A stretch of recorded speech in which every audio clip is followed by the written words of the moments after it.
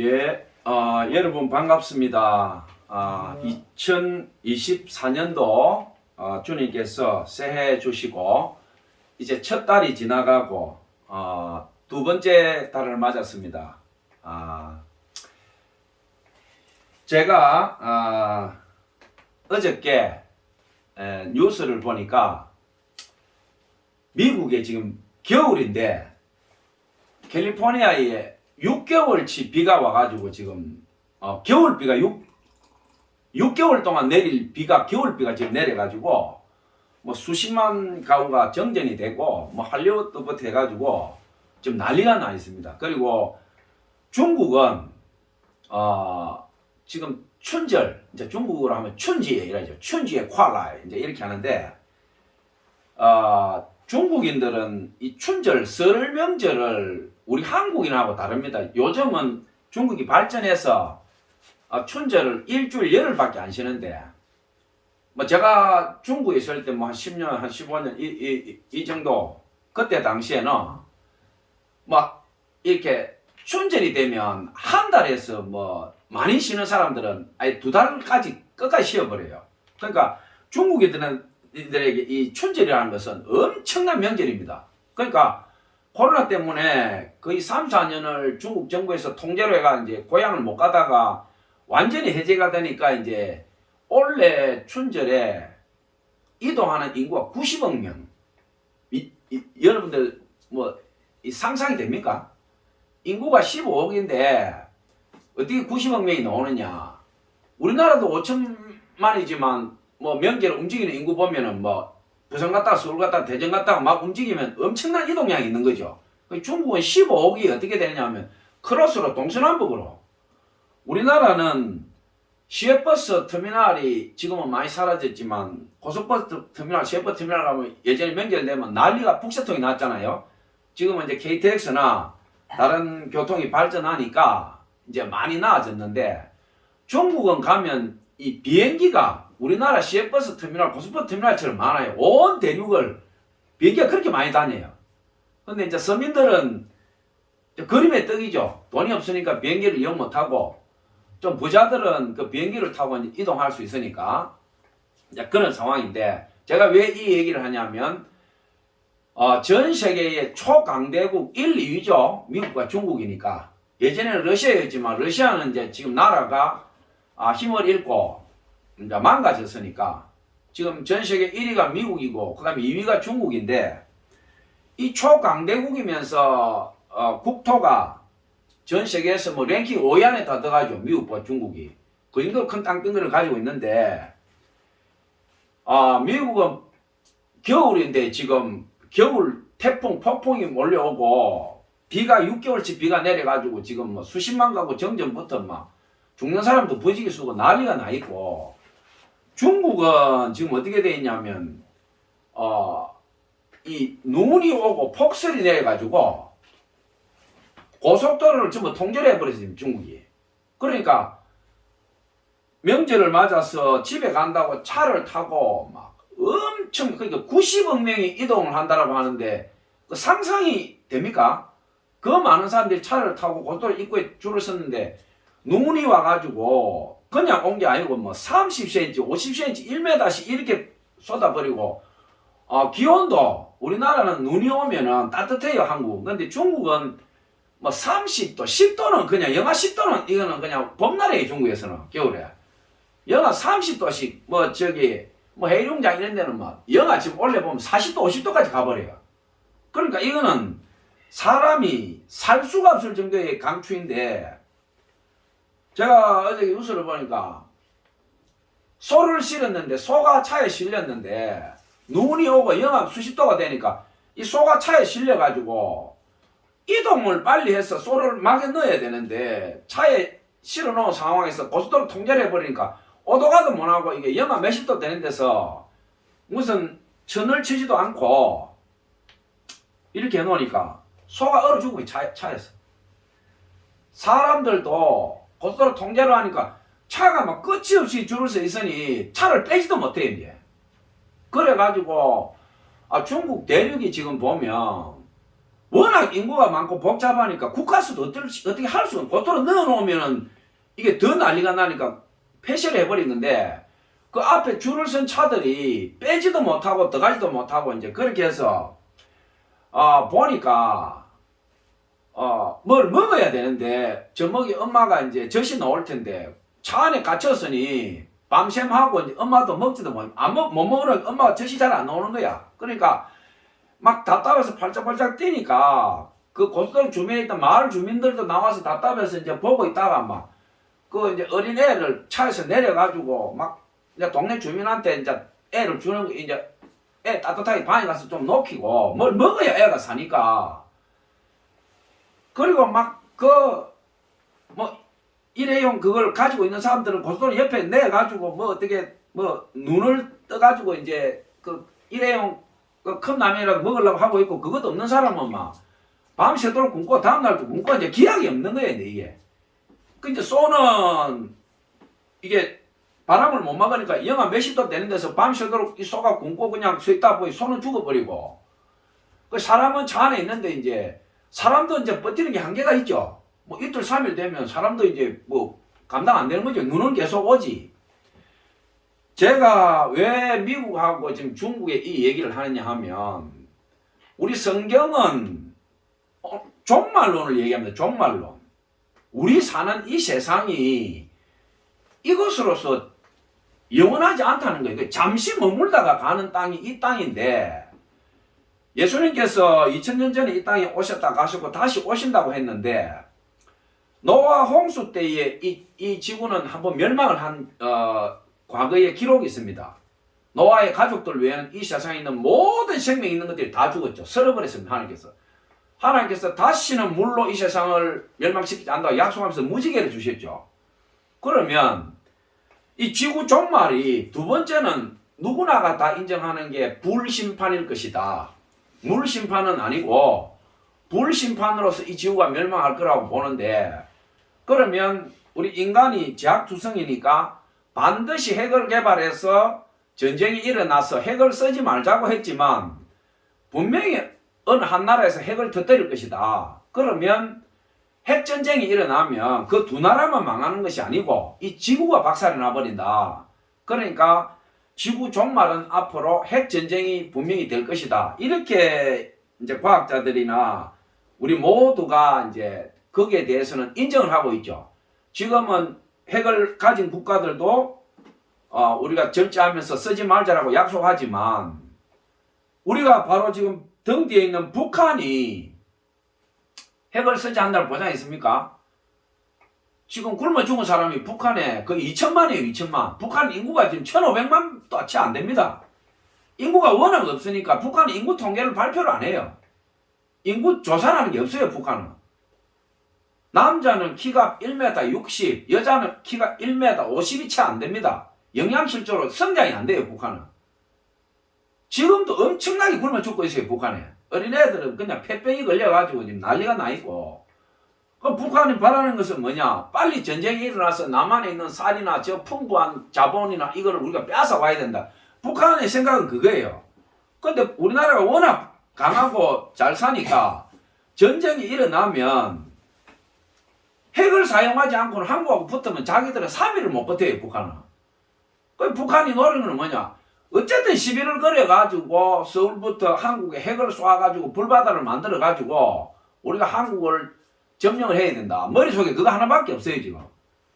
그러니까 3대 세습으로 저 악한 짓을 해가지고 하나님한테 저주를 받아가지고 북한은 지금 패망인데 지금 김정은이 저놈도 자기가 버티다가 이제 계속 주민들을 달래는 게 뭐냐면 남한을 공격해서 전쟁이 일어나면 우리는 잘 살게 된다. 그거를 가지고 계속 주민들을 세뇌시키는데 자기 마음대로 안 되죠. 우리나라가 뭐 지가 그냥 호주머니 지갑 빼듯이 그렇게 호락호락하게 자기한테 넘어가지 않죠. 그 지금 바라는 거는 뭐냐? 계속 미사일 쏘고 우리 핵이 있다 개발했다 이렇게 협박하면서 이제 그렇게 하면 어떻게 하느냐? 과거부터 미국과 한국이 계속 돈을 줬어요. 살 주고 돈 주고 달래고 얼르고 이러다 보니 이놈들이 간이 커가지고 이제 계속 협박만 하면 미국이나 한국에서 미국은 돈 안 주죠. 우리나라만 그냥 동네 북이 된 거예요, 이때까지. 제가 오늘 말씀드리기 전에 중국이나 미국이나 북한 사정을 좀 말씀드리는 건 뭐냐 하면, 우리가 교회 다니면서 예배 드리고 하나님께 영광을 돌리고 우리가 이런 생활을 하는 것도 중요하지만, 세상이 돌아가는 상황을 모르면 영문도 모르고 죽는 사람이 제일 불쌍한 사람 아니에요? 내가 오늘 죽을 것인가, 내일 죽을 것인가, 1년 뒤에 죽을 것인가, 내가 죽음을 앞에 두고 내가 어떻게 죽음을 준비해야 될 것인가, 그거를 갖다가 본인 인생인데 본인이 죽음을 생각하면서 살아야 되는데, 20대, 10대들이야 그런 개념이 없다라고 하지만, 그래도 성인으로서 30대, 40대, 50대, 60대 이래 되면 내가 죽음 이후의 세상, 불교도들이나 철학자들도 다 죽음 뒤에 걸 생각하잖아요. 하나님을 안 믿으니까 죽고 난 뒤에 천국 지옥을 자기들이 인정 안 하니까 끝없이 뱅글뱅글 돌면서 자기 어리석은 지혜에 빠져가지고 그렇게 하다가 죽는 게 우리 기독교인, 예수 믿는 사람 외에 다른 종교를 가진 사람들의 삶이고, 무신론자에 더 말할 게 뭐 있어요? 그냥 죽으면 끝이다라고 얘기하지만 그 사람 마음속에는 표현은 안 하지만 자기도 이대로 끝인 걸 원하지 않는 거예요. 사람의 마음속에 영원을 사모하는 마음을 주셨다. 성경에 나와 있죠.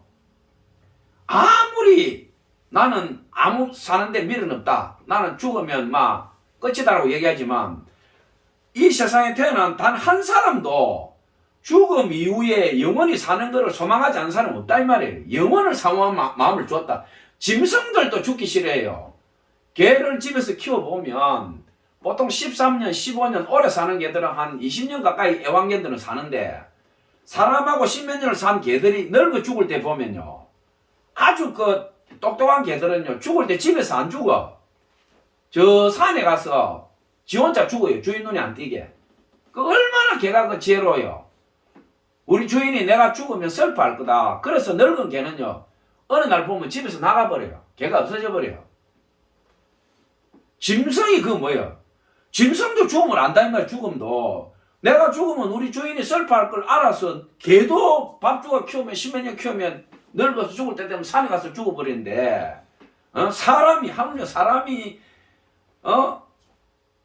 50년, 60년, 70년, 80년을 살고 자기가 죽는데, 내가 죽고 난 뒤에 끝이다, 흙으로 가면 끝이다. 어리석어서 몰라서 그런 소리 하는 사람은 할 수 없지만, 지금 전 세계에 우리 예수님의 십자가 사랑과 이 복음이 퍼져가지고 아랍, 이스라엘부터 아프리카부터 전 세계에 이 복음이 다 들어갔습니다.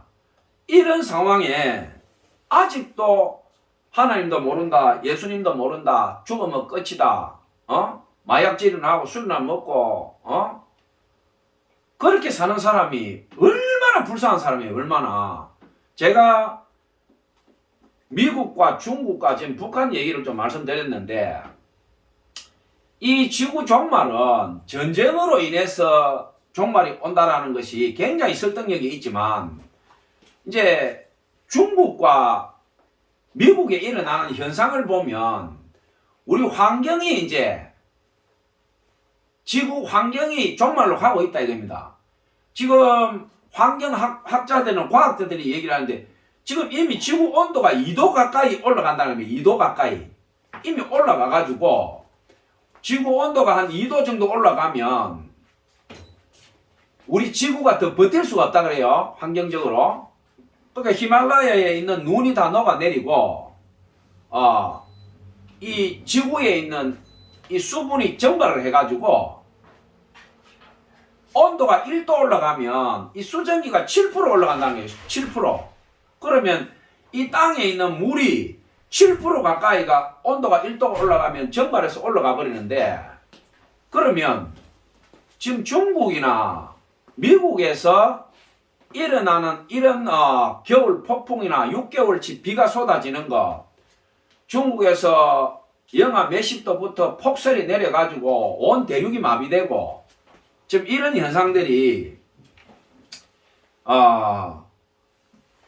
제가 오늘 설교하고자 하는 이 내용과 너무 밀접하기 때문에 여러분들에게 이 말씀을 좀 드리는 겁니다.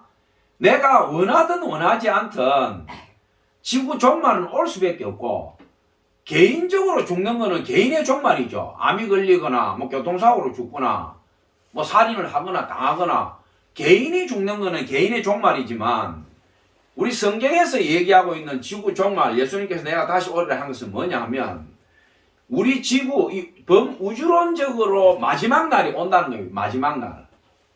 그러면 그 마지막은 전쟁으로 인해서 이 지구가 종말이 올 수도 있지만, 지금 미국이나 중국에서 일어나는 기상이변들을 보면 환경 재앙으로서 이 지구 종말이 올 수도 있다면 지금 일어나고 있는 것이. 그러니까 원하든 원하지 않든 우리 종말은 바로 코앞에 와 있다 이거예요. 코앞에. 내일이 될지 모레가 될지 아무도 모른다 이거 아무도. 그러면 교회 다니면서 내가 진짜 하나님의 아들 딸로 정한 그릇이 되고 회개하고 깨끗한 마음으로 살아가는 사람은 아무 걱정이 없잖아요. 그러나 교회 다니는 사람의, 우리가 프로테이지로 환수할 수는 없지만 뭐 거의 이거는 공이 인정합니다. 목사들도 인정하고 교회 다니면서 성령 세례를 받았다라고 하는 사람들이 공이 인정하는데 90% 가까이 90%까지는 다 가짜다는, 다 교회 다니는 사람들이 거의. 기도하는 사람, 예배하는 사람, 성령을 받았다고 얘기하는 사람들의 다 공통적으로 하는 이야기가 교회 다니는 사람의 90%가 가짜다 이면 가짜다. 우리가 수학적으로 딱 할 수는 없지만 90%, 95%가 될지 뭐 97%가 될지 93%가 될지 그건 모르지만 분명히 교회 다니는 사람 중에 90% 이상은 가짜고 90% 넘어서 2%가 될지 5%가 될지 7%가 될지 그 속수의 사람들만 진짜로 회개하고 하나님 믿는 아들 딸이고, 나머지는 다 짜가다고 하는 데 대해서 누구도 토를 달지 않아요. 토를. 그냥 정치 목사들, 말하기 좋아하는 목사들이 그냥 주여 성령으로 하지 않고는 주여 할 수 없느니라. 여러분들 주여 하면 다 구원받은 거예요. 한 번 구원은 영원한 구원입니다. 이런 말도 안 되는 궤변을 얽어대는 목사들은 목사 아닌 거죠. 그 악마죠, 악마. 진짜 기도하고 진짜 예배하고 진짜 성령을 받고 하나님의 아들 딸이 된 사람들이 무릎 꿇고 자기 마음에 오는 감동으로 따져봤을 때는 지금 교회 다니는 사람의 90%까지는 구원받기 힘들 것이다. 다 그걸 인정. 그만큼 우리 예배나 신앙이나 모든 것이 타락되어 있다. 형식적으로 예수 믿고 있다. 형식적으로 예배하고 성령이 뭔지도 몰라요. 이게. 눈으로 읽으면서 성령 세례가 뭔지, 성령을 받는 게 뭔지 그걸 몰라요. 몰라. 교회 다니면서. 목사도 심지어 성령을 받지 않은 목사가 부지기수요. 부지기수. 성령이 뭔지를 몰라. 설명해줘도 몰라. 성령을 받고 성령 세례를 받고 성령이 충만한 걸 경험하지 않은 사람은 성령이 뭔지, 성령 세례가 뭔지, 성령 충만이 뭔지 몰라요. 교회를 30년, 50년 다녔지만 성령이 충만하다는 게 뭔지를 몰라요. 뭔지를. 바울이 얘기하죠. 브리스길라, 아길라도 얘기하지 않습니까? 너희가 믿을 때 성령을 받았냐? 너희가 믿을 때 성령을 받냐? 아볼로가 천재고 박사고 명설교가였는데 성령을 몰랐다며. 성령을 모르고 설교한 거예요. 아볼로가. 사도행전에 나오는 아볼로도 바울부터 베드로부터 학식으로 따지면 아볼로가 바울하고 거의 상벽을 이룰 정도의 지성인인데 그 똑똑한 아볼로조차도 성경을 그냥 구약을 통째로 외운 아볼로조차도 성령을 몰랐다 이 말. 성령을 모르고 예수 믿는 거, 기독교에 대한 설교를 하고 있었단 말이야, 이 아볼로가. 그러니까 브리스길라와 아길라가 가서 너 설교 참 잘하는데 너한테 부족한 게 있다. 너 성령을 모르고 있다. 그러면서 브리스길라와 아길라가 성령에 대해서 얘기하고 바울이 가서 또 얘기하고 안수하고 그런 가운데 아굴라가 다시 성령을 받고 거듭나잖아요. 예수님 제자들도 똑같아요. 제가 오늘 이제 본론으로 들어가서 여러분들하고 은혜 나눌 말씀이 디모데후서입니다. 디모데후서 4장 9절에서 22절 말씀을 가지고 여러분들하고 은혜를 좀 나누고자 하는데, 이 디모데후서는 바울의 마지막 편지입니다. 마지막 편지 중에서 제가 오늘 여러분들하고 은혜 나눌 이 디모데후서 4장 9절에서 22절의 이 말은 유언장인데, 디모데후서는 바울이 죽기 전에 어떻게 보면 자기 가슴으로 낳은 아들 디모데에게 마지막으로 유언장을 쓴 건데, 제가 오늘 여러분들하고 은혜 나눌 디모데후서 4장 9절에서 22절은 뭐냐면 유언장 중에 핵심입니다. 핵심인데 여기에 보면 너무 가슴 아픈 내용이 있어요. 그러면서 예수 믿고 하나님 자녀로 아들 딸로 살아가면서 우리가 마지막을 어떻게 준비해야 되는가, 이게 딱 구구절절히 나와 있어요. 그래서 제가 앞에 중국 이야기, 미국 이야기, 북한 이야기, 이 환경 재앙으로 인한 지구 종말, 개인의 종말과 우리 우주적 지구의 종말이 있다, 뭐 이런 얘기를 앞에 서론에 계속 말씀드린 게 뭐냐면, 내가 이 땅에 태어나서 살다가 10년 살았던, 20년 살았던, 30년 살았던, 50년, 60년, 70년 살았던, 내가 이 땅에 와서 살다가 눈을 감고 영혼의 세계로 들어갈 때에 나의 흔적, 내가 이 땅에 생명으로 태어나서 이 땅에 왔다가 하나님 품으로 갈 때까지의 그 깊은 의미와 내 존재의 본질적인 근원이 있어야 돼. 근원이. 그걸 죽을 때에 내가 후회도 없이 미련도 없이 눈을 감아야 되지 않겠어요? 그런데 죽음이 뭔지, 내가 사는 게 뭔지, 진리가 뭔지 모르는 사람은 그냥 그렇게 사는 거예요. 아침밥 먹고 점심밥 먹고 똥 싸고 욕하고 이웃 사람하고 다투고 틱틱거리고 날이 춥네 덥네 이러다가 암이 걸려가지고 뭐 생명 좀 연장한다 그러면 항암 치료 받고 자기 전 재산 의사한테 다 갖다 주고 뼈하고 가죽 남아가 결국 눈이 퀭해가지고 썩은 쥐처럼 그래 죽는 거야. 죽을 때 그냥 벌벌 공포에 질려가지고 그런 비참한 인생을 살 것인가, 아니면 죽을 때 내 살아온 날들이 가난하고 힘없고 고통스럽고 병에 걸렸지만 나는 정말 더 이상 열심히 살아야 해도 이 이상 더 열심히 살 수 없다. 내 인생은 위대했다. 내가 죄인으로 살았지만 하나님 은혜로 예수님 피로 내 죄가 씻겨지고 내가 찬송하고 하나님 아들 딸로 산 내 인생은 위대했다. 하나님 감사합니다. 죽을 때 기도하면서 목소리도 안 나오지만 나의 영원하신 기업 생명보다 귀하다 벌벌 떨면서 죽을 때 그런 찬송하면서 죽는 사람, 그 사람이 이 세상에서 가장 위대한 사람 아니겠어요? 아멘. 그래서 제가 오늘 여러분들하고 디모데후서 4장 9절에서 22절 이 말씀을 제가 이제 한 절 한 절 읽으면서 여러분들하고 은혜 나눌 건데, 그 전에 이 바울이라는 인물이 자기가 고백하죠. 내가 전에는 비방자요, 박해자요, 폭행자였다. 예수님을 몰랐다 이거예요. 유대 율법에 찌들어가지고 자기는 하나님을 잘 믿는다고 생각하고 예수 믿는 사람들을 잡아러 다녀가지고 그걸 인간 사냥꾼이죠. 잡아가지고 예루살렘을 끌고 와서 대제사장한테 끌고 가가지고 돌로 때려 쳐 죽여버려라. 이것들 이단이다.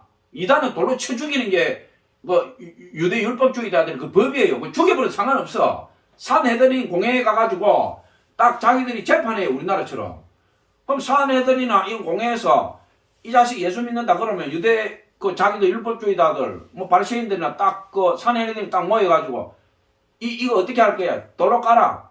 죽여버리는 거예요. 합법적인 돌로 쳐 죽여버려. 그러니까 끌고 오는데 제1등 공신이 이 사울이었다면 사울과 바울이 같은 이름인데 히브리어로 말하면 사울이라는 이름이고 이거를 라틴어로 로마식으로 발음하면 바울이 되는 거예요. 같은 인물인데 그러니까 뭐 회심하고 난 뒤에 사울을 바울로 뭐 이름을 바꿨다는데 이름을 바꾼 게 아니고 사울이나 바울은 같은 이름인데 그거를 히브리나 아람어로 얘기하면 사울이 되는 거고 라틴어로 로마식으로 발음하면 바울이 되는 거예요.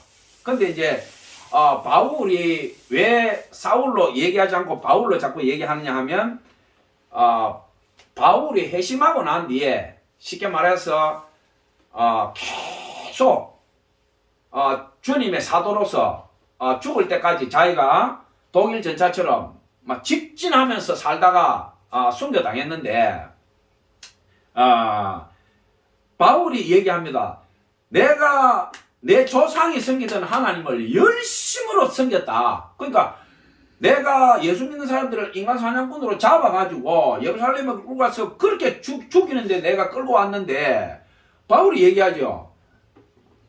내가 그렇게 했던 일이 나는 내 하나님을 잘 섬기는 일이라고 했다. 이게 잘 섬기는. 예수 믿는 사람 잡아 죽이는 게 나는 하나님 잘 믿는 거라고 생각했다는 거예요. 내가 전에는 비방자요, 박해자요, 폭행자였으나 내가 더욱더 긍휼을 많이 받은 것은 하나님을 내가 모르고 내가 모를 때 그렇게 했다면 모를 때 나는 그것이 하나님께 영광을 돌리는 일이라고 생각하고 했다. 내가 모를 때 그렇게 했다. 이야. 내가 그냥 악인이 돼서 사람 때려 죽이고 폭행한 것이 아니고 나는 하나님을 잘 섬긴다고 한 것이 예수 믿는 사람 잡아가지고 끌고 가서 돌로 치고 죽였다. 내가 모를 때 그렇게 했다. 바울이 고백하는 게 그거예요. 그러니까 오늘 설교 은혜 나누기 전에 이 찬양을 한번 올려드리고 같이 이제 은혜 좀 나누기를 원합니다. 이전에 주님을 내가 몰라. 우리 찬송에 들어있는 찬송이죠. 이 찬송을 우리 같이 하나님께 올려드리고 말씀 은혜 나누도록 하겠습니다.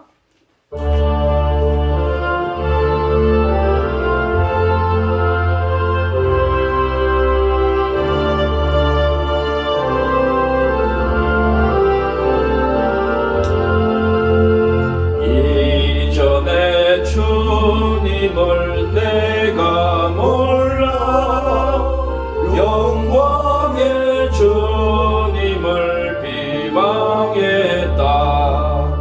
지극한 건혜 내게 넘쳐 날 불러주시니 고마워라. 나 받은 달란트 얼마른가 나 힘써 그것을 남기어서 갑절로 주님께 바치오며 충성된 종이라 상 주시니 전하고 무능한 나에게도 귀중한 직분을 맡기셨다. 고맙고 고마워라. 이 생명 바쳐서 충성하리.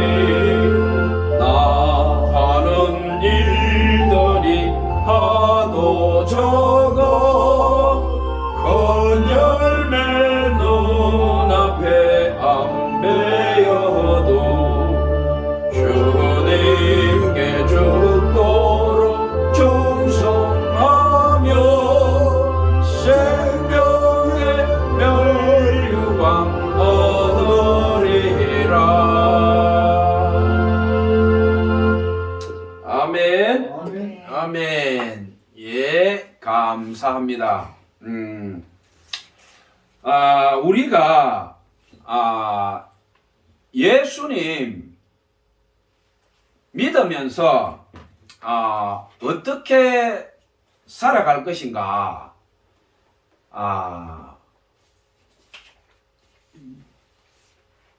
어떻게 보면 우리 예수 믿는 사람들의 가장 큰 숙제고 이 땅에 태어나서 마지막 아름답게 우리 인생을 마무리해야 될 숙제입니다. 뭐 아파트 50평, 100평, 뭐 자식한테 수십억 재산 물려주는 거 그게 중요한 게 아니고 예수 잘 믿고 우리가 이 땅에서 육신의 옷을 벗을 때 나는 한도 미련도 어떤 것도 없다. 나 정말 이 세상에서 열심히 살았고 난 정말 이제 찬송하면서 웃으면서 이 세상 떠나간다. 이 말을 할 수 있는 사람보다 이 세상에 더 잘 사는 사람이 없어요. 죽을 때 다 눈을 못 감고 부둥부둥 뜨는 게 뭐냐면 잘못 살았다는 거예요. 끌. 이 뭔 말이냐? 그때 그 사람한테 좀 도와줄 걸. 그때 그 사람 용서해 줄 걸. 내가 남한테 돈 도둑질하고 사기쳤는데 내가 그 사람 찾아가서 잘못했다고 빌 걸, 용서받을 걸. 죽을 때 끌이 99.99%라는 거 사람들이. 그 뭐냐? 후회. 에? 죽을 때까지 영원히 살 줄 알고 죄 짓고 온갖 더러운 짓 하고 다 살다가 이제 숨이 껄떡껄떡 하니까 자기가 살아온 날들이 이제 다 투영되는 거예요. 떠오르는 거예요. 남의 돈 도둑질한 거, 거짓말한 거, 죄 지은 거, 폭행한 거. 또 너무 자기가 마음이 열려가 다 빼앗기고 사기당한 사람들은 얼마나 억울하겠어요. 한이 맺혀가지고 일을 부득부득 가는 거야. 나는 어쩌다가 다 빼앗겨보고 사기당하고 내 새끼들 병 걸려 죽어버리고 내 인생은 졌다 맞버리고. 피해자는 그러면 무조건 복받고 제대로 되겠느냐? 아니에요. 에? 피해자도 예수님의 사랑과 은혜와 용서와 그게 임하지 않으면 피해자도 마찬가지예요. 무슨 영원의 약속이 있겠어요? 악인이든 피해자든 매 받는 길이 똑같아요. 그러나 내가 오늘 여러분들하고 은혜 나눌 이 사도 바울, 제가 얘기했죠. 내가 전에는 비방자요, 박해자요, 폭행자요, 살인자였지만 그때는 내가 모르고 했대. 모르고 예수 믿는 사람 잡아 인간 사냥하고 때려 죽이고 끌고 가고 나는 그것이 하나님께 충성하는 거고 나 하나님 잘 믿는 거라고 나 생각했다. 이게 내 바리새인 중에 바리새인이고 내가 가말리엘 수제자고 내가 율법주의자고 율법에 흠없는 자다. 그러니까 얼마나 바울이 자신이 있었겠어요. 잘 살아가는 날들에. 그런데 예수님 다메섹 도상에서 예수님 성령님을 만나고 난 뒤에 뒤집어져서 바울이 자기가 무슨 짓을 하는 줄을 깨달은 거예요.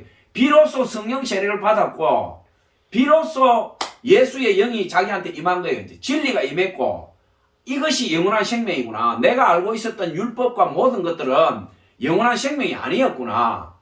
이 예수님의 피로 내가 씻겨지고 이 예수님 성령님을 내가 받아야 내가 영원한 생명을 받은 것이고 이 땅 떠날 때 내가 그토록 오매갈망했던 하나님 집으로 가는구나. 바울이 비로소 다메섹 도상에서 성령님 만나고 예수님 만나고 난 뒤에 진리, 영원한 생명 깨달은 거죠. 그러고 난 뒤에 자기가 인간 사냥에서 죽이던 그 사람들을 향해서 정반대의 사람이 돼가지고 복음의 사도로 거듭나는 거죠. 자, 제가 오늘 본문을 여러분들하고 읽어가면서 또 은혜 나누도록 하겠습니다. 디모데 후서 4장 9절에서 22절인데 제가 읽으면서 같이 은혜 나누도록 하겠습니다. 디모데 후서 4장 9절 너는 어서 속히 내게로 오라. 대만은 이 세상을 사랑하여 나를 버리고 데살로니아로 갔고 그레스게는 길리기아로 디도는 달마디아로 갔고 누가만 나와 함께 있느니라. 내가 올 때에 너가 올 때에 마가를 데리고 오라. 그가 나의 일에 유익하니라. 두기고는 에베소로 보내었노라. 자, 오늘 이 본문이 어떻게 이야기하고 있냐면 디모데가 자기 가슴으로 바울이 자기 가슴으로 난 디모데한테 지금 이 상황이 어떤 상황이냐면 바울이 지금 이때가 AD 67년경인데 67년경 그러니까 예수님 태어나고 난 뒤에 67년 정도 됐는데 바울이 로마 감옥에 갇혀서 참수를 당한 게 AD 67년에서 68년으로 봅니다. 그러니까 67년에서 68년 경으로 보는데 바울이 이 디모데 후서를 쓰고 얼마 안 돼서 바로 참수를 당했으니까 지금 이 내용은 뭐냐면 바울이 자기 가슴으로 난 아들 디모데한테 그러니까 바울과 디모데는 정반대편에 있어요. 디모데는 에베소에 있어요. 에베소는 뭐냐면 오늘 터키예요. 여기가 이스라엘, 여기가 북아프리카고 여기가 이렇게 초승달식으로 이렇게 돌잖아요. 이렇게 지중해가 있고. 그러면 여기 터키인데 터키 여기 중간쯤 그러니까 에베소는 뭐냐 그 사도 바울이 태어난 길리기아 다소 그 근처에 있는 교회 에베소예요. 그러니까 요 에베소에 디모데하고 오네시모로가 있어요. 그러니까 바울이 뭐냐면 바울은 어딘지 지금 여기 터키가 있고 이렇게 삥 돌아 올라가면 여기가 유럽이에요. 유럽 이게 여기가 유럽이 있고 이 뒤로 돌아가면 여기 로마가 있어요. 이 그리스도 있고 이렇게 쭉 그러니까 이 에베소에 있는 디모데가 로마의 감옥에 있는 바울을 만나러 오려고 하면 이 거리가 엄청난 거리예요. 엄청난 거리. 엄청난 거리인데 육로로 갈 수 없어요. 이 지중해가 있고 다 바다가 중간에 있기 때문에 배를 타고 가야 돼요. 그러면 바울이 언제 체포됐느냐? 여름이 지나고 가을이 올 무렵 체포됐어요. 이렇게 드로아 쪽에 거기서 그러니까 AD 64년 7월 19일 날 로마의 대화재가 일어납니다. 로마의 화재. 그러니까 예수님 태어나시고 AD 64년경에 네로 황제가 집권하던 64년 7월 19일 날부터 로마 시내에 대화재가 나는데 이 불이 거의 보름부터 한 달 가까이 처음에 불났다가 꺼졌다가 또 불나고 해가지고 거의 보름 전으로 해서 한 달 가까이 로마 시내가 초토화돼 버려요. 그러니까 이게 폭동이 일어나려고 하니까 우리 기독교 관련 서적이나 역사가들이 얘기하는 게 보면 네로가 미쳐가 술이 취해 로마 시내에 불을 질렀다고 얘기하는데 역사가들이 얘기하는 거는 그건 사실과 다르다고 얘기해요. 로마에 화재가 일어났을 때 네로는 실제로 자기 그 바다 해양지 저 80km 떨어진 거기에 가 있었다는 거지. 그러니까 네로가 로마 시내에 불 지를 시간도 없었고 그렇게 할 이유가 없다는 거예요. 로마에 없었으니까 그 불이 났을 때는. 근데 이제 우리 뭐 쿠어바디스나 다른 여러 가지 기독교 관련해 보면 네로가 미쳐가 술이 취해가 로마 시내에 불 질러 놓고 술을 먹으면서 씨를 읊었다 이러는데 그거는 역사적으로 보면 설득력이 떨어진다는 거죠. 그러니까 지금 바울이 죽는 이 계기가 되는 건 뭐냐면 64년도 7월 19일 날부터 거의 보름 한 달 가까이 로마에 대화재가 일어났는데 엄청난 사람이 죽어버렸다 이 말이야. 집 불타고. 그러니까 로마가 폭동이 일어나니까 이 네로가 뭐냐면 내가 불 질른 거 아니야. 아무리 얘기해도 안 믿어주는 거야. 이제 그러니까 이 죄를 누구한테 덮어 씌워야 된다 이 말이야. 우리가 관동 대지진 있죠. 관동 대지진 때 일본인들이 어떻게 했습니까? 아니 지진이 일어나고 사람 죽은 거를 조선인들이 우물에 덮풀고 말이야. 조선인들이 이렇게 했다고 하니까 일본에 있던 강제로 끌려간 우리 한국인들이 엄청난 숫자가 칼에 찔려 죽고 완전히 일방적으로 학살당했어요. 그러니까 지금 로마에 대화재가 일어나고 난 뒤에 똑같은 현상이 일어난 거예요. 사람들이 이 분노로 미쳐버리니까 안 믿는 거예요 이제. 그러니까 온갖 소문이 떠들고 네로가 불질렀다 뭐 어쩌다 이러니까 네로가 이제 큰일 난 거예요. 내가 살기 위해서는 이 죄를 누구한테 뒤집어 씌워야 되는데 가만히 보니까 기독교인들이 핍박받고 하니까 딱 요것들이 좋은 타겟이야. 그러니까 기독교인이 불을 질렀다. 기독교인들을 잡아 죽이라는데 네로가 쉽게 말하면 죄를 뒤집어 씌워버린 거예요. 기독교인들한테. 그러니까 이 성난 로마의 군중들부터 해가지고 기독교인들을 때려 죽이고 이제 막 집단 사냥을 하기 시작하는데 그때에 베드로하고 바울도 체포된 거예요. 쉽게 말하면 희생양으로. 그러니까 64년도 7월 19일부터 로마의 대화재가 일어났으니까 바울이 1차 잡혔을 때는 로마에서 체포된 게 아니고 예루살렘에서 잡혔잖아요. 이방인들하고 성전에 들어와 있다 해가지고 유대인들이 바울을 잡아 죽이려고 하는데 그 천부장이 바울을 붙들어가지고 못 죽이게 그래가지고 체포대가 있다가 유대인들이 자기 법으로 바울을 돌로 찍어 죽이려니까 바울이 나는 가이사에게 상소하노라 하니까 왜 그것을 재판하면은 유대인들 돌로 자기 찍어 죽여버리니까 바울은 아무 죄도 없었죠.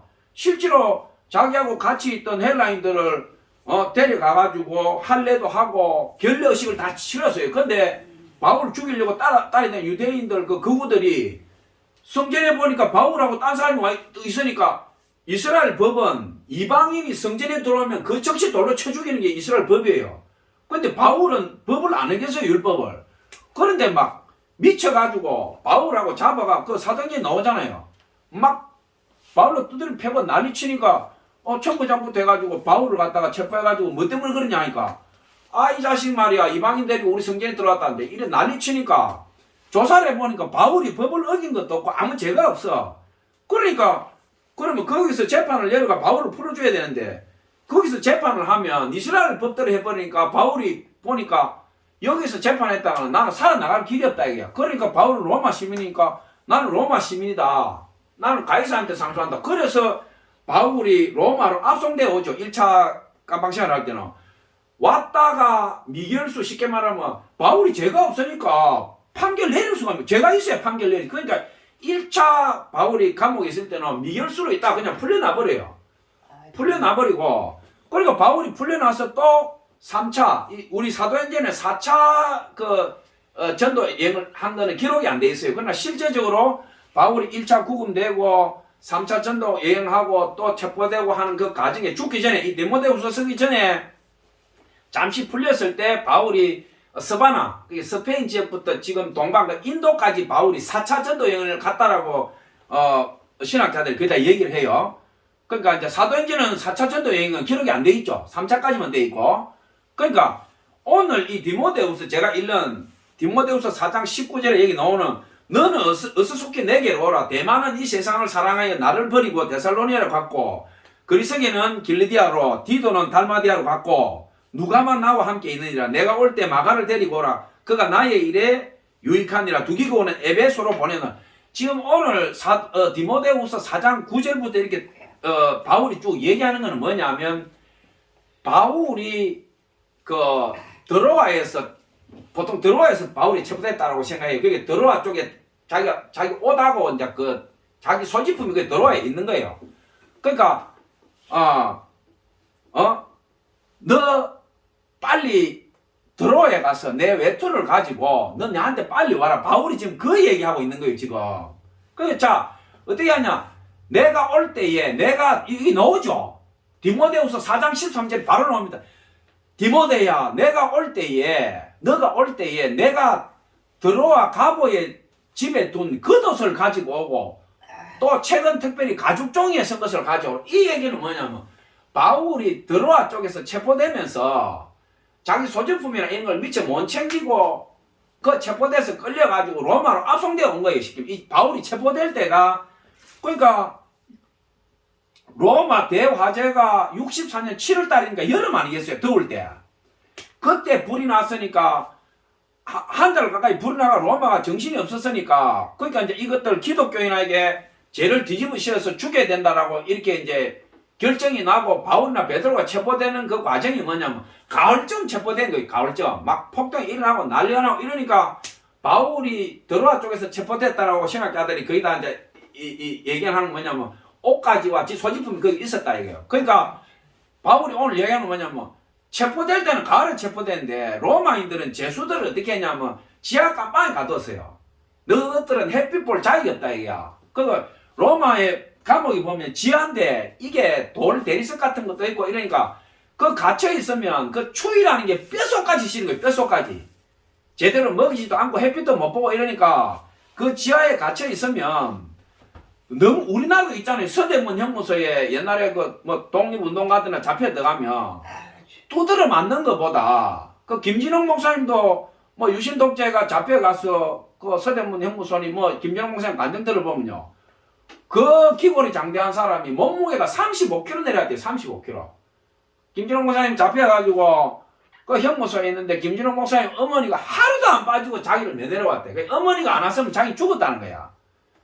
그럼 자기는 유신 독재라고 군부 독재라고 이렇게 해가지고 데모하다가 잡혀 들어갔는데 그러니까 이제 국가에서는 죽여버려야 될 거 아니에요. 근데 때려 죽이거나 다르게 죽이면 문제가 나니까 감옥에 넣어가 쉽게 말하면 사람을 말려 죽여버린 게 이게 어떻게 죽이느냐. 한겨울에 불이 어디 있어요. 불이. 요즘은 인건이 내가 깜방에 가면 잘 먹이고 불 대주고 하면 옛날에는 불 같은 거 없어.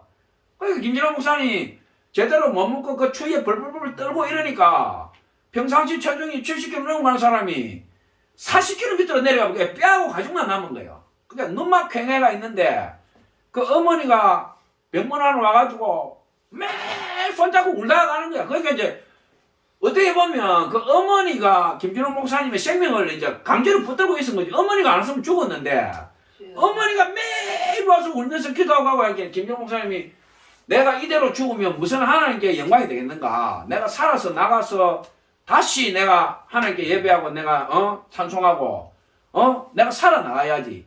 그러면서 김진호 목사님이 그 성경 읽고 하다가 물론 그전에도 성령을 받았겠지만 내가 불을 던지러 왔노라. 그 성경 말씀을 읽으면서 김진호 그 불이라는 것은 성령 불인데 너무 추우니까 김진호 목사님이 성경 읽다가 이 뼛속까지 파고 들어오는 이 추위에서 내가 5분만이라도 1분만이라도 내가 이 추위를 내가 안 느낄 수 있으면 소원이 없겠다. 그래서 성경을 읽는데 내가 불을 던지러 왔다. 성경에 불을 던지러 왔다는 거 예수님께서 뭐냐면 성령을 너희에게 주리라 이 말인데 너무 추우니까 불 하니까 김진호 목사님이 그걸 보면서 은혜 받았던 거예요. 불을 던지러 왔다. 불을 던지러 왔다. 그래 주님이 불을 던지다 내가 이 불을 받으면 내가 이 추위에서 벗어나지 않겠는가. 어쨌거나 그렇게 하는데 자기 몸에서 막 실제로 자기가 그렇게 생각하면서 은혜 받아보니까 온몸에서 열이 확 나더라는 거예요. 아멘. 그러면서 거기서 얼어 죽을 건데 그 성경 읽고 은혜 받고 난 데는 몸에서 막 열이 나가지고 옷을 막 쉽게 말하면 속옷만 입고 있어도 몸에서 열이 훌훌 나더라는 거예요. 그래서 40kg도 안 나가는 그 몸에 열이 올라오니까 이제 살이 붙는 거죠. 그래가지고 자기가 그 죽음의 구렁텅이에서 살아나왔다. 이거 어머니가 하루도 안 빠지고 나를 매내러 왔고 내가 죽음의 문턱에서 성경 보면서 그렇게 매달렸더니 그 불을 던지러 왔다는 그 구절을 붙들고 자기가 이제 은혜 받고 거기서 얘기한 거는 성령을 이제 예수님께서 우리에게 주신다. 이제 이런 건데 불을 던진다는 것이 김종국 선생님 너무 추우니까 이제 어떻게 보면 모닥불이라도 좀 따뜻하면 내가 살겠다 이런 마음인데 간절하니까 실제로 이제 그렇게 된 거죠. 몸에 열이 나면서 이제 그렇게 된 건데 제가 왜 김준호 목사님 얘기를 하냐면 오늘 이 얘기가 바로 그 얘기예요. 내가 올 때 더러와 가부의 집에 둔 겉옷을 가지고 오고 또 최근 특별히 가죽 종이에 쓴 것을 가져오라. 이 바울이 죽음도 눈도 깜짝 안 하는 이 바울이 그 지하 감옥에 갇혀 있으면서 그 추위가 얼마나 추웠던지 뼛속까지 파고 들어온 거야 이 바울이. 그러니까 디모데는 지금 로마에서부터 지금 에베소에 있으니까 터키에 있어. 그러면 바다를 벌써 몇 바퀴 돌아야 돼 이까지. 그러면 이 디모데가 로마까지 올라 그러면 배를 타고 이렇게 와야 되는데 키로수가 지금 1500km 1600km 떨어져 있어요. 디모데는 가만히 세워둬도 아픈 놈이야. 이놈은 비실비실하고 피 꼬꾸라지고 이런 놈인데 바울이 오늘 여기 디모데후서 4장 9절에 뭐라고 하냐면 너는 빨리 내한테 오라. 너는 어서 내한테 속해 오라. 어서 올 때 그냥 오지 말고 들어와야 있는 내 겉하고 책하고 갈종 있는 거 갖고 와라. 에베소는 여기 있고 들어와는 터키에 보면 저 윗지방에 있어요. 그러면 이 윗지방으로 가면은 저 유럽으로 이렇게 돌아가는 거야. 그럼 로마는 이 뒤에 있어요. 그러면 로마로 빨리 가는 길은 뭐냐면 이 에베소 쪽에서 이 항구 쪽으로 나가고 배를 타고 빨리 일로 가야 되는데 근데 바울이 오늘 뭐라고 얘기했냐면 드로아에 가서 내 겉옷하고 책까지 에베소에서 드로아까지 가면은 이거는 뭐 요즘처럼 비행기가 있는 것도 아니고 걸어가야 돼 이게. 디모데가 돈이 많은 것도 아니고 그러니까 드로아까지 걸어갔다가 다시 돌아 내려와서 배를 타고 이렇게 와야 되는데 이게 현실적으로 얼마나 힘이 들겠어요. 거리는 엄청나게 먼데. 그런데 이 바울이 다른 때는 절대로 뭐 이렇게 힘들거나 이런 부탁을 안 하는데 이 몸도 약한 디모데한테 오늘 뭐라고 이야기하냐면 드로아까지 가서 내 겉옷 가지고 책 가지고 네가 빨리 내 보러 오라. 이 얘기를 하는 거예요. 이건 뭐냐면 뭐 여러 가지 의미가 있겠지만 사람이 죽을 때 되면 보고 싶은 사람이 있다 그래요. 보고 싶은 사람이. 그러니까 죽을 때 보고 싶은 사람이 내가 살아오면서 가장 한이 맺힌 사람이거나 아니면 가장 사랑하는 사람이에요. 죽을 때 보고 싶은 사람. 그 사람이 내가 가장 사랑했거나 내가 인생을 살면서 그 사람하고 내하고의 불교식으로 하면 업보가 있는 거야. 업보. 원수지간이든지 원수를 못 풀었으니까 그 사람이 생각나든지 아니면 정말 정말 사랑했는데 이 땅에서 인연이 안 돼서 뭐 헤어졌다든지 뭐 미련이 남아있다든지. 그러니까 오늘 바울이 디모데 보고 빨리 오라고 하는 이야기는 뭐냐면, 바울은 가말리엘의 수제자고 자기가 바리새인 중에 바리새인이고 그 똑똑하고 잘난 사람이 죽을 때 오늘 이 디모데후서에 보면 어떻게 되냐면, 모든 사람이 나를 버렸다라고 해요. 모든 사람이 나를 버리고 배신하고 떠났다. 이제 그렇게 얘기하면서 디모데 보고 나한테 빨리 오라고 얘기해요. 빨리 올 때 외투를 가지고 오라. 근데 제가 이제 이걸 가지고 여러분들 은혜 좀 나누십시다 라고 하는 게 뭐냐면, 이 디모데후서 4장 9절에서 22절까지 쭉 읽어가다 보면 이 서신이 마지막, 이제 어떻게 보면 마지막 구절이잖아요. 마지막 구절인데 그 가슴 아픈 내용을 우리가 깨달을 수 있고, 우리가 죽을 때에 이렇게 죽어야 되겠다라고 하는 것이, 이게 이제 제가 은혜 나누고자 하는 여러분들이 오늘 이 말씀 전하는 목적이에요. 자, 디모데후서 4장 14절, 구리 세공업자 알렉산더가 내게 해를 많이 입혔으니 주께서 그 행한 대로 그에게 갚으시리라. 너도 그를 주의하라. 그가 우리 말을 심히 대적하였느니라. 이거 뭐냐면, 바울이 자기가 선교하고 사역하는 데 있어서 자기를 죽도록 대적한 그 사람을 얘기하고 있죠. 그래 디모데한테 그를 조심해라. 이제 주의를 주고 있습니다. 내가 처음 변명할 때에 나와 함께 한 자가 하나도 없고 다 나를 버렸으나 그들에게 허물을 돌리지 않기를 원하노라. 이 말은 뭐냐면, 바울이 1차부터 시작해서 유대인들에게 돌로 찍히고 체포되고 끌려가고 자기가 변론할 때 아무도 나를 위해서 변론해 준 사람이 없다는 거예요. 내가 처음 변명할 때에 나와 함께한 자들이 하나도 없고 다 나를 버렸으나 그들에게 허물을 돌리지 않기를 원하노라. 다 나를 버리고 배신하고 나를 죽이려고 했지만 나는 그들을 원망하거나 그들에게 허물을 돌리지 않는다. 이제 사랑으로 내가 그들을 용서한다는 거죠. 디모데후서 4장 17절에 보면, 주께서 내 곁에 서서 나에게 힘을 주시면 나로 말미암아 선포된 말씀이 온전히 전파되어 모든 이방인들이 듣게 하려 하심이니, 이제 이방인의 사도로 나를 선택했기 때문에 내가 어떤 고난이 와도 거기에 대한 거에 있어서 내가 능히 그 십자가를 진다는 이야기죠. 디모데후서 4장 18절에 주께서 나를 모든 악한 일에서 건져내시고 또 그의 천국에 들어가도록 구원하시리니 그에게 영광이 세세 무궁토록 있을지어다. 자, 이것은 자기 사역이 이제 마무리되고 바울이 자기가 여기서 다시는 살아나가지 못한다는 것을 이제 본인이 알고 있는 거죠. 알고 있으면서 내가 여기서 죽게 될 것이고 내 사역이 마무리되는데 내가 마지막까지 주님을 찬송하고 하나님께 영광을 돌린다. 이런 식으로 이제 바울이 정언하고 있죠. 자, 이제 디모데후서 4장 19절부터 22절까지가 마지막 유언이에요. 마지막 유언. 이게 뭐냐면 이제 끝 인사로 나오는데, 디모데후서 4장 19절에 브리스가와 아굴라 및 오네시모로의 집에 문안하라 이렇게 나옵니다. 브리스가와 아굴라와 및 오네시모로의 집에 문안하라. 요거는 제가 따로 조금 설명드리겠습니다. 브리스길라와 아굴라는 뭐냐면 고린도에 있을 때에 바울이 브리스길라하고 아굴라 집에서 1년 반, 2년 가까이 같이 살았어요. 천막 짓는 일을 하면서. 요즘은 천막 짓는 일을 하면 우리가 아주 천한 지급을 하는데, 이 당시에 천막을 짓는다는 것은 요즘으로 치면 아주 고급 기술이었어요.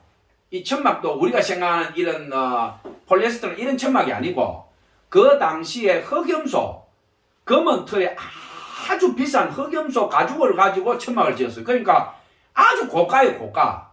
이동용 어떤 그런 텐트로서 아주 고가의 어떤 그런 천막을 만드는, 그러니까 브리스가와 아굴라도 이 천막을 만드는 아주 고급 기술을 가지고 있었고, 바울도 길게 5쪽에 자기 아버지가 상인이나 어떤 그런 쪽으로 경제 쪽으로 굉장히 부유한 사람인데 바울도 이 텐트를 만드는 이 기술이 아주 뛰어난 기술이 있었어요. 그러니까 바울이 이걸 가지고 선교하면서 수많은 이제 자금을 자기가 충당했고 자기가 파송한 선교사들이죠. 교회를 개척하고 거기에 자기 제자들을 갖다 파송하면서 그 애들이 굶어 죽으니까 바울이 자기가 그 경비를 다 부담을 한 거죠. 남한테 후원을 받은 게 아니고. 그러니까 바울이 텐트를 만드는 기술, 그 요즘으로 치면 아주 뛰어난 기술을 가지고 있었기 때문에 바울이 그런 것들을 경제적으로 해결할 수 있었다. 자기가 교회 개척하고 경제력은 어려운데 바울이 얘기하잖아요. 죽을지언정 내가 너희들한테 한 푼도 안 받겠다 한 건 뭐냐면 예루살렘이나 다른 교회에서 후원을 받은 게 아니고 바울이 이 브리스길라나 아굴라 이런 사람들과 같이 자력으로 텐트 만들고 자기가 직접 일을 하면서 그걸 다 충당했다는 거죠. 여기 보면 바울이 이제 자기가 죽음을 앞두고 끝인사를 하는데 브리스길라 아굴라 및 오네시모로의 집에 문안하라. 이 오네시모로는 어떤 인물이냐 하면 이 사람도 에베소에 있는 사람인데 바울이 에베소에 교회를 개척할 때에 이 오네시모로를 만난 거예요. 만나서 바울한테 은혜를 입었는데 바울이 1차 로마 감옥에 있을 때부터 또 바울이 로마에서 핍박받고 이럴 때 다른 모든 사람들은 바울이 자기 서신에서 얘기합니다. 모두가 나를 버리고 갔다. 모두가 아시아에 있는 모든이 나를 배신하고 버리고 갔다. 아무도 없다. 자, 이렇게 얘기하면서 디모데부터 그 몇 명 남아있는 사람들한테 얘기하는데 이 오네시모로가 어떤 인물이냐면 에베소부터 로마까지는 엄청난 길이에요. 바다를. 그런데 바울이 체포됐다는 소문만 있었지. 그리고 바울이 로마한테 잡히니까 바울을 따르던 그 제자들이나 그 무리들이 다 등을 돌려버려. 다. 이제 잡혔구나. 끝났다. 그런데 이 오네시모로는 어떻게 했느냐. 바울이 어디 있는지도 모르고 로마까지 가서 일일이 수소문합니다. 바울이 어디 있는지 압니까? 바울이 어느 감옥에 있는지 압니까? 이러면서 이 오네시모로가 바울을 온 로마에 가서 찾고 찾아서 바울을 찾아가지고 모든 사람이 등을 돌렸는데 이 오네시모로가 바울에 문안하면서 당신은 위대한 사도다. 당신은 내 아버지다. 하나님께서 반드시 당신의 얼굴을 들고 존경해. 바울이 이 오네시모로한테 인간으로서 받을 수 있는 최고의 축복을 해줍니다. 이 디모데후서나 보면 이게 다 나와요.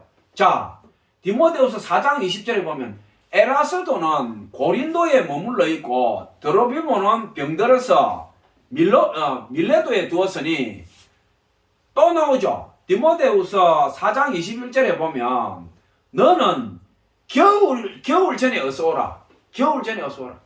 이 얘기는 문자적으로 우리가 그렇게 받아들이면 돼요. 너는 겨울 전에 어서 오라. 바울이 지금 가을에 잡혔는데 겨울이 지금 오는 거예요. 겨울이. 한겨울이 오기 전인데 얼마나 이 뼛속까지 추위가 들어오는지 바울이 견디지를 못해. 제대로 먹지도 못하고 그 지하에 내려가가지고 벌벌 떨면서 바울이 이제 곧 내가 죽을 건데 죽기 전에 보고 싶은 사람이 있다 이게요. 디모데 너를 한번 보고 너한테 내가 안수를 하거나 너한테 축복 기도를 해주고 싶다 이게야. 너 보고 싶다. 너 빨리 와라. 올 때 내 외투하고 그 책하고 가져와라. 외투래 좋은 외투겠어요? 바울이 모래 폭풍부터 먼지 뒤집어서 엉망떡댄 그 외투. 그러니까 로마 감옥에 있는데 바울이 추워서 그렇게 벌벌 떠는데 옷 한 벌 넣어주는 사람이 없었다는 거죠. 그러니까 이 얘기 보면 너는 겨울 전에 어서 오라. 이 얘기가 그 바울이 잡혀있는 상황이나 모두가 나를 버리고 떠났다. 이 위대한 선교사 사도가 이 기록해 놓죠. 구구절절 기록이 나옵니다. 이 디모데전서부터 쭉 모두가 나를 버리고 떠났다. 그 이야기를 여러 번 하고 있어요. 너는 겨울 전에 어서 오라. 이 얘기가 무슨 심오한 뜻이 있느냐? 간단해요. 내가 추워 죽겠다 이 말. 추워 죽겠다 이 말. 배고프고 추워 죽겠다. 내가 곧 죽을 건데 죽기 전에 너 얼굴 안 보고 싶다. 내가 뼛속까지 치를 이 추위가 있으니까 디모데야 올 때 내 겉옷 그거 좀 가지고 와라. 책도 좀 가져와라. 양피에 쓴 거 가지고 이 뭐냐면 그때는 마태마가 누가복음이 없잖아요. 그러니까 바울이 예수님 담에색 만난 것부터 자기가 전도하면서 기도하면서 성령으로부터 받은 것들 그런 걸 기록해 놓은 거예요, 바울이.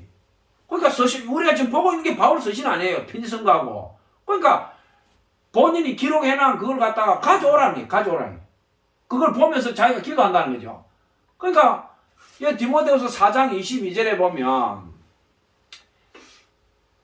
나는 주께서 내 심령에 함께 계시기를 바라노니 은혜가 너희와 함께 있을지어다. 이렇게 하면서 이제 디모데후서가 9절부터 4장 9절부터 22절까지 마무리되는데, 자, 마태복음에 25장에 보면 양과 염소의 비유가 나옵니다.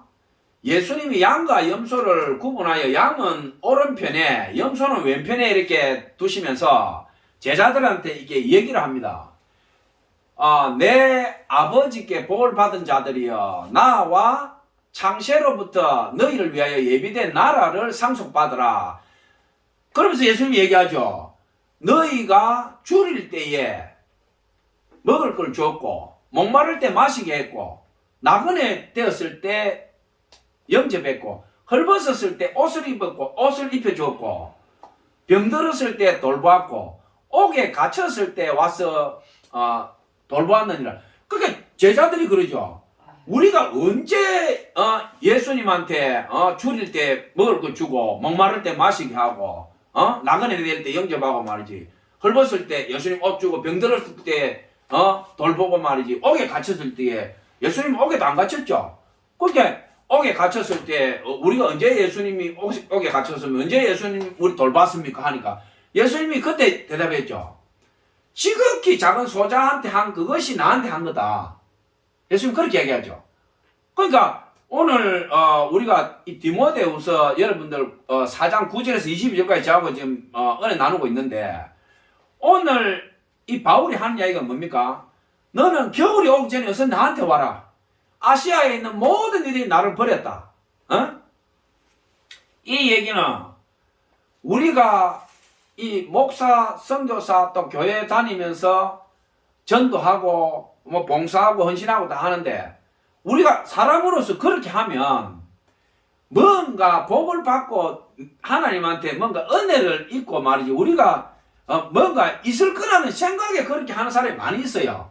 아무 대가 없이 나는 오로지 주를 위해서 일한다는 사람도 있지만 사람이 내가 봉사를 하고 헌신을 할 때는 내 마음속에 바라는 게 있잖아요. 내가 이렇게 주를 위해서 했으니 뭔가 복도 받고 은혜도 받고 뭐가 있을 거다. 그런 마음을 다 가지고 있어요. 고린도전서 9장 7절에 보면 누가 자기 비용으로 군복무 하겠느냐? 누가 포도 심고 그 열매를 안 먹겠느냐? 누가 양떼 기르고 그 양떼 젖을 안 먹겠느냐? 고린도전서 9장 7절에 얘기하고 있죠. 그리고 9장 13절에 보면 뭐라고 하고 있냐면 성전의 일을 하는 이들은 성전에서 나는 것을 먹으며 제단에서 섬기는 이들은 제단과 함께 나누는 것을 너희들이 알지 못하느냐. 이 말은 뭐냐면 이스라엘인들은 제단에서 일하는 사람, 성전에 일하는 사람이 분리되어 있어요. 이렇게. 그러면 제단에 일하는 사람은 제단에 나오는 걸 먹고 성전에 일하는 사람은 레위족들부터 해가 딱딱 분리돼서 자기 그 품을 받는다 이 말이에요. 성전세를 받는 게 그거예요.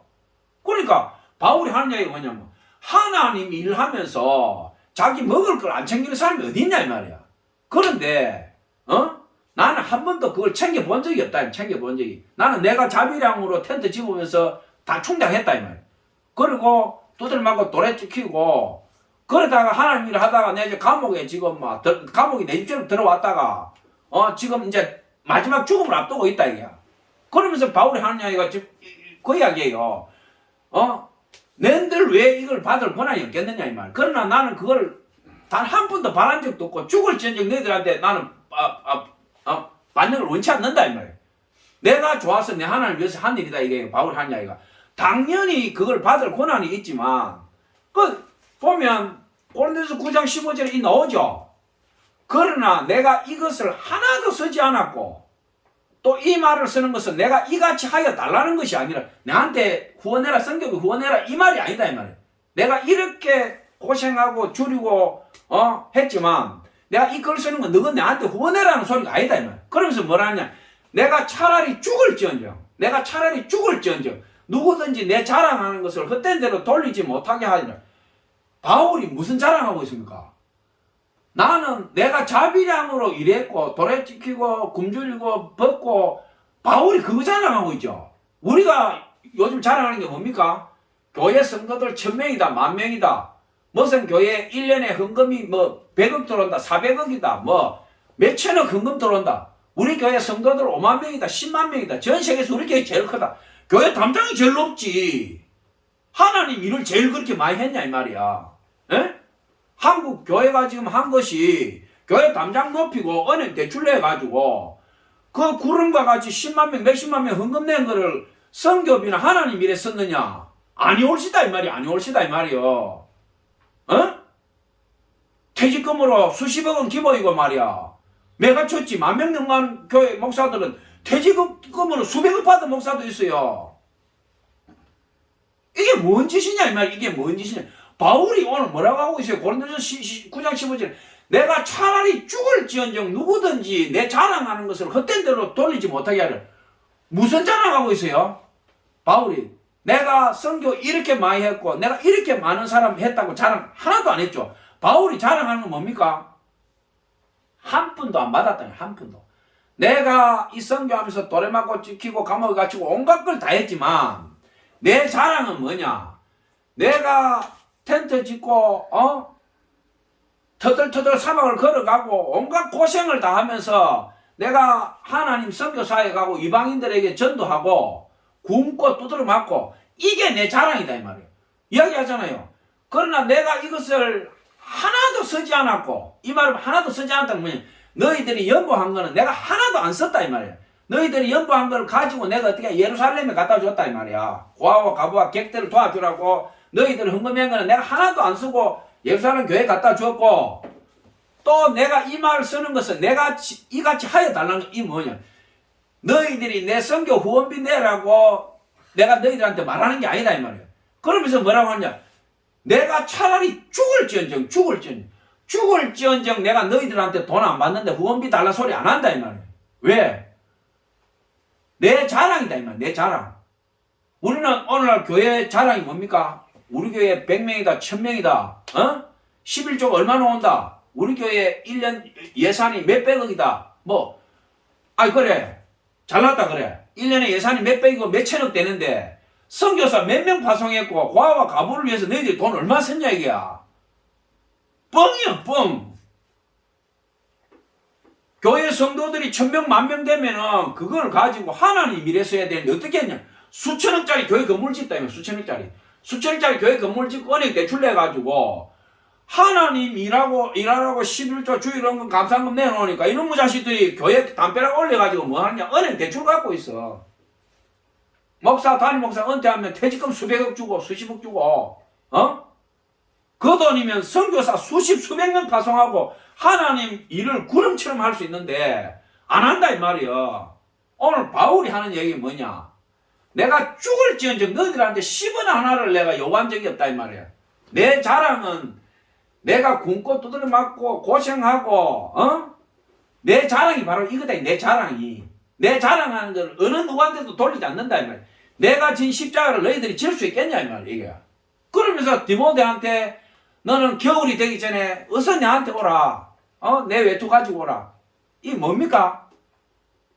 이 위대한 유언이죠. 위대한 유언. 우리가 오늘날 뭐 큰 교회 목사들 뭐 은퇴하면서 그냥 은퇴합니까? 은퇴 안 해요. 그 사람들 어떻게 하느냐, 원로 목사 돼가지고 교회를 장악해요. 교회를 장악해가지고 어떻게 하느냐, 형식상에 은퇴해요. 형식상에 은퇴하면서 원로 목사 돼가지고 한 달에 한 번씩 계속 설교하고 후임자 오면은 이거 말이 담임 목사지 담임 목사 아니에요. 이게 은퇴한 원로 목사가 담임 목사 뒤에 또 원로 목사실 만들어 놔놓고, 담임 목사는 세상 말로 하면 꼬붕이요 꼬붕. 집사예요 집사. 모든 권력을 원로 목사가 쥐고, 사례는 사례대로 천문학대로 또 받고, 퇴직금은 퇴직금대로 또 받아 챙기고, 사돈의 8촌까지 막 그냥 교회 헌금 가지고 자기 그냥 주머니돈처럼 쓰재끼고 이게 지금 오늘날 타락한 한국교회 본 모습 아니에요? 바울이 디모데후서에서 오네시모로나 이 디모데한테 하는 얘기를 들어보면 우리가 예수 믿는 사람으로 어떻게 살아가야 되느냐 바로 나옵니다. 바로 우리가 죽을 때는 이렇게 죽어야 되는데 우리 예수 믿는다 하면서 바울처럼 죽는 사람 있습니까?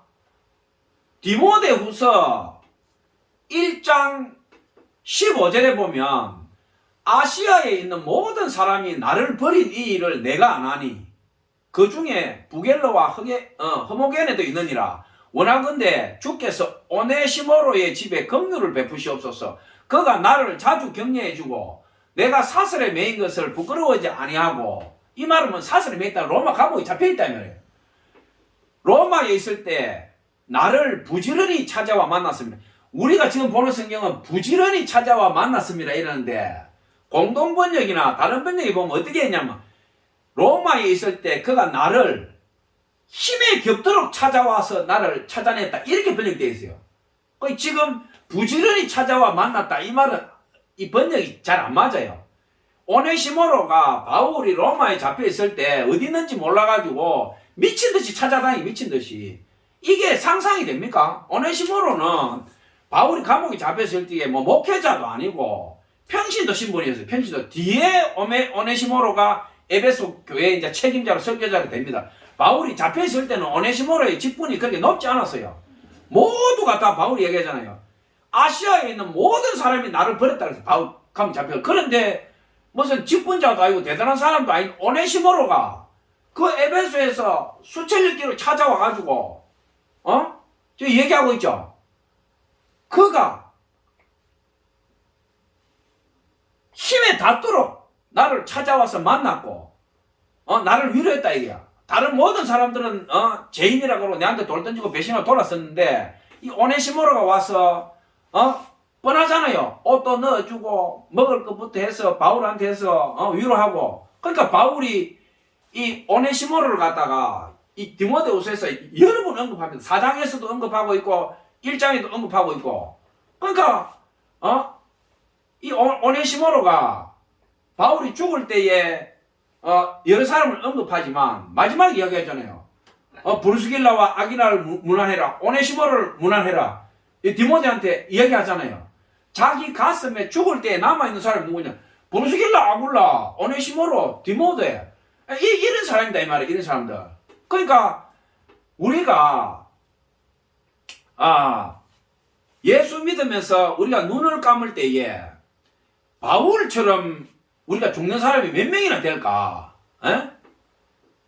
우리가 죽을 때 보면 다 그렇잖아요. 돈 좀 챙겨가지고 자식한테 챙겨주려고 그러고 남이 어떻게 되든지 간에 우리가 물질 뭐 이거는 세상 사람들뿐만 아니라 교회 목사도 똑같다고 봐요.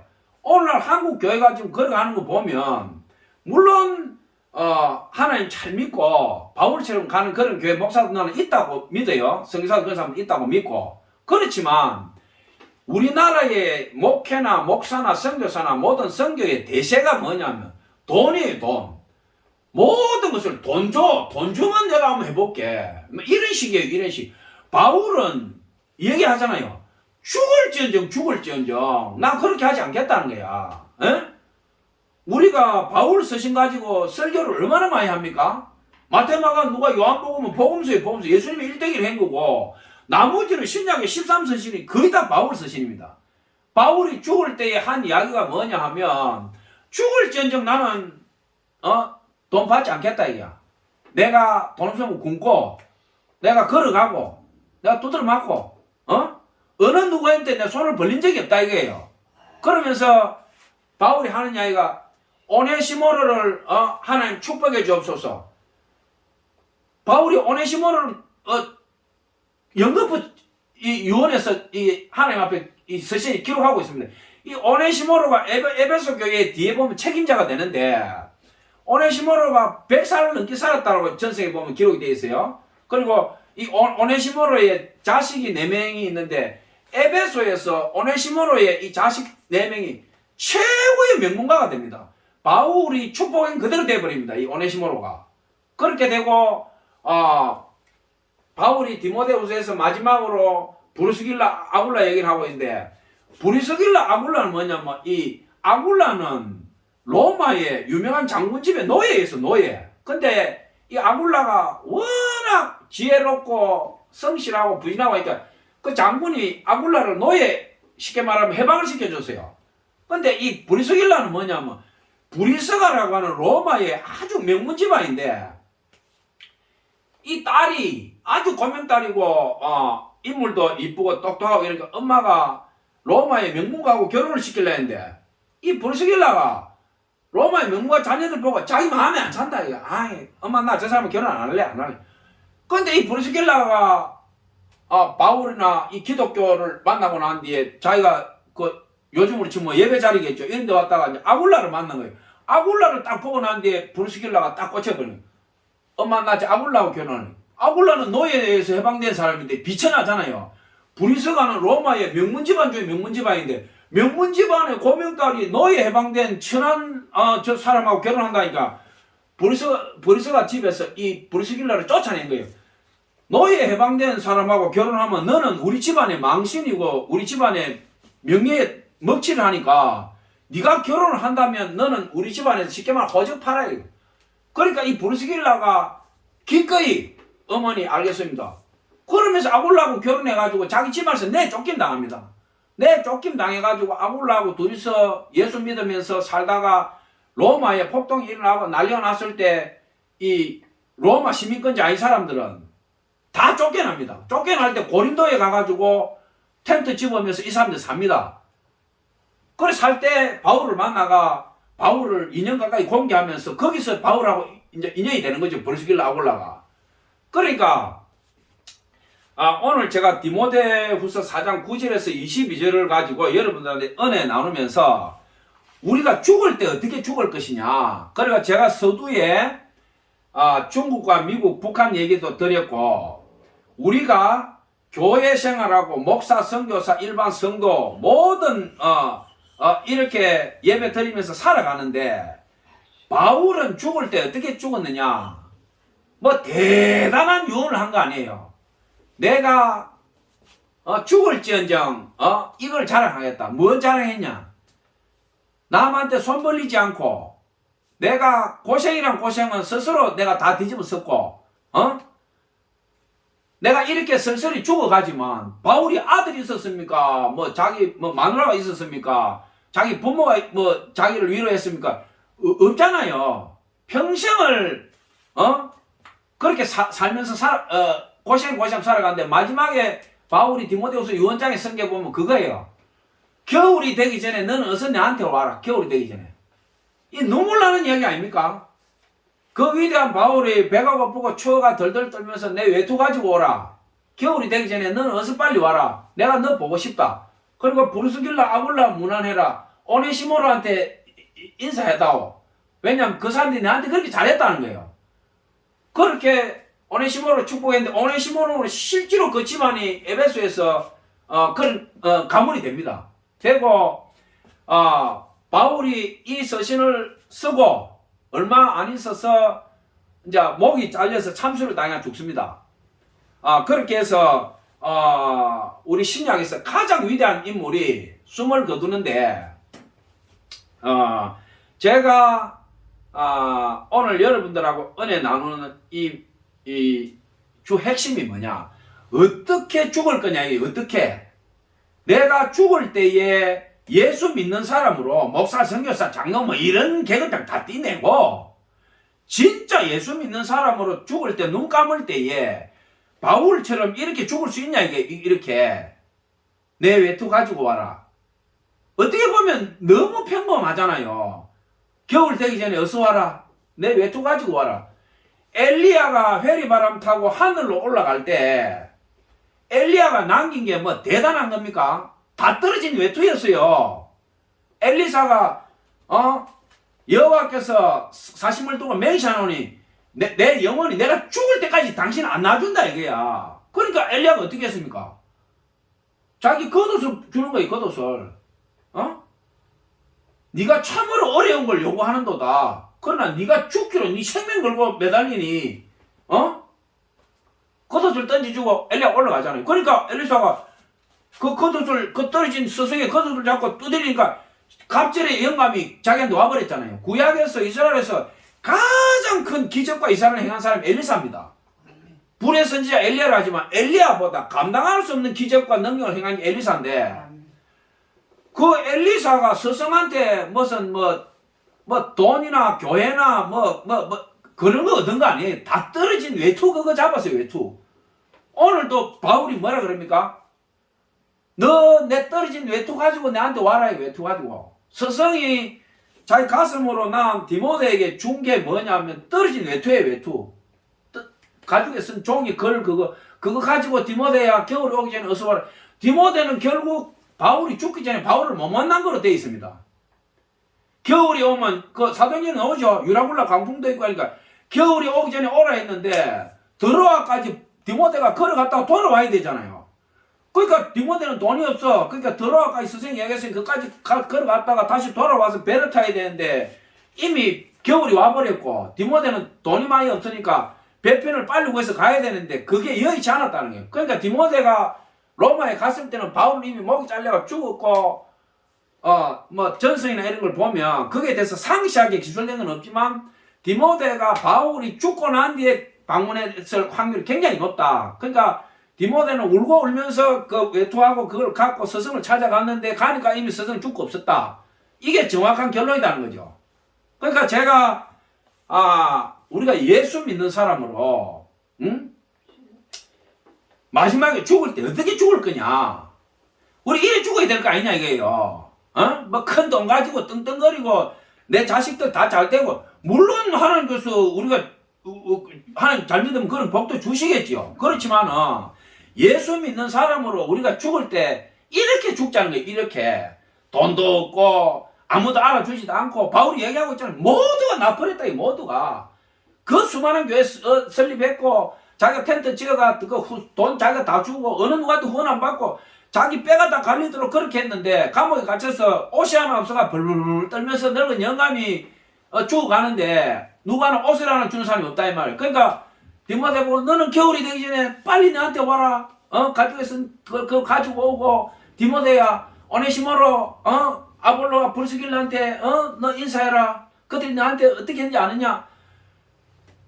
이렇게 우리 죽자는 겁니다. 이렇게 어느 누구한테 사례 많이 받고 자가용 좋은 자가용 받고 퇴직금 받고 내가 어느 게 목사라고 떵떵거리고 선교지 가가지고 후원금 감당할 수 못한 후원금 받아가지고 타락해가지고 말이야 선교지에 부동산 투기하고 현지인들 말이야 성폭행하고 그런 악한 주의 종이 되지 말고 바울처럼 내가 죽을지언정 어느 누구한테 한 푼도 받지 않았고 마지막 죽을 때 쓸쓸하게 말이야 모두가 나를 버렸다. 이 모두가 내가 그렇게 내 생명 바쳐서 다 해줬는데 모두가 나를 버리고 떠났다. 디모데야 겨울이 되기 전에 너 어서 나한테 와라. 디모데 후서에 이거를 바울이 마지막 요원으로 써놓은 게 무슨 뜻이겠습니까? 예수 믿는 게 축복받고 뭐하고 띵값 어리버쩍 그게 아니다는 거예요. 예수를 네가 믿기로 시작한 순간부터 고난을 함께 받으라. 디모데후서 전서는 계속 장장이 옵니다. 당연히 예수 믿으면 고난은 따라온다. 핍박이 따라온다. 고난 받을 걸 각오해라. 베드로도 이야기하고 있죠. 예수 믿고 이 일을 하는 데는 고난은 분명히 따라온다. 고난 없는 사람은 가짜다는 거예요. 베드로도 그렇고 바울도 그렇고 예수 믿은 즉 고난은 반드시 따라오리라. 이 십자가는 네가 죽을 때까지 반드시 져야 된다. 근데 우리는 지금 고난 좋아하는 사람 아무도 없잖아요. 에? 아무도 없어. 11조 좋아하고 감사한금 좋아하고 돈 너무 좋아하잖아. 교회에서 받고 또 받고 성도들은 허리가 둘러 빠지고 말이야 죽을 판인데 목사는 계속 돈 달라 그러잖아. 완전히 거꾸로 간단 말이야. 바울은 얘기하잖아. 좀 죽을지언정 나는 안 받는다 이게야. 죽을 때 어떻게 합니까? 모두가 나를 배신했다. 이 모두가 내 모든 걸 너희들한테 다 줬는데 내가 감옥에 갇혀서 오단불 없어서 이렇게 뼈까지 시리가 벌벌 떠는데 오단불 안 준다 이게야. 겨울이 되기 전에 디모데야 어서 와라 너 보고 싶다. 오네시모로 브리스길라 아굴라한테 문안해라. 얼마나 이게 눈물겨운 유언장입니까? 뭐 대단한 유언, 뭐 빌딩 수십만 평 땅, 뭐 어리아리한 거, 야 거기 감독 누구 시키고 거기는 뭐 누구 하고 그런 유언이 아니에요. 보면 눈물겹잖아요. 낡은 외투 가지고 와라. 내가 적어놓은 걸 가져와라. 디모데야. 내가 고린도에 있을 때 춥고 배고파가지고 돌아다닐 때 내한테 밥 주고 자기 집에 재워주고 해. 브리스길라 아굴라 문안해라. 오네시모로한테 너 문안해라. 로마에 잡혀서 아무도 나한테 등 돌리고 안 올 때 오네시모로가 에베소에서 바다를 건너서 그리 로마까지 와서 미친듯이 나를 찾아가지고 와서 모두가 배신하고 떠나갔을 때 오네시모로가 나한테 와서 그렇게 했다. 우리가 예수 믿으면서 진짜냐 가짜냐, 진짜 예수 피를 먹었냐 살을 먹은 사람이냐, 그거는 간단히 드러납니다. 간단히. 그 사람이 죽을 때 어떻게 죽느냐 딱 보면 알아요. 진짜 예수 피를 먹은 사람은요 바울처럼 이렇게 죽어요. 술술이 죽어가는 거야. 술술이. 진짜 목사 선교사는 술술이 죽어요. 근데 오늘날 우리 예수 믿는 사람도 안 그래. 돈 좋아하고 부귀영화 좋아하고 가짜예요. 가짜가 너무 많으니까 진짜가 안 보인다는 게. 복음이 거꾸로 가고 있대. 거꾸로 가고 있어 지금. 예수를 믿는다는 거는 영원한 생명을 가지고 우리가 모든 사람에게 이 생명을 나누어 주는 건데, 복음을 거꾸로 전달하고 있고 내 사는 것도 거꾸로 살고 있다 이거예요. 내가 거지가 돼도 상관없고 세상 모두가 돌을 던져도 내가 예수를 가슴에 품고 예수 십자가 그 피를 내가 가지고 예수의 증인으로 살아간다.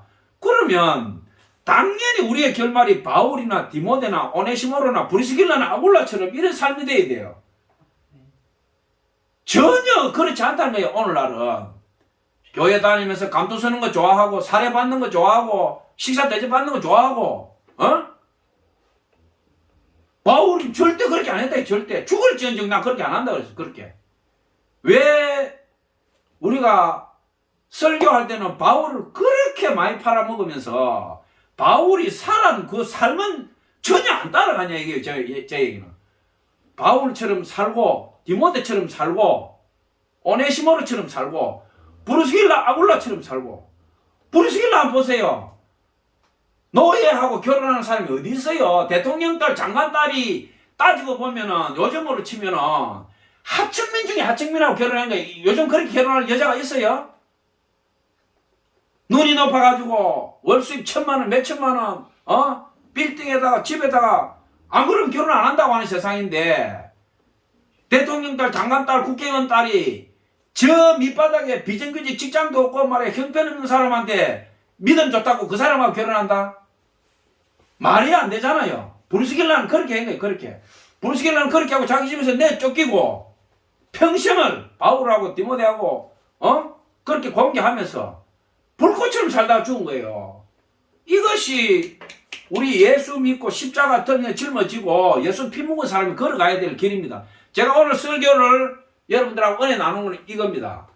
세상을 쳐다보고 돈을 쳐다보고 부귀영화 권력을 너무 좋은 사람은 그 사람 예수 믿는 사람 아니에요.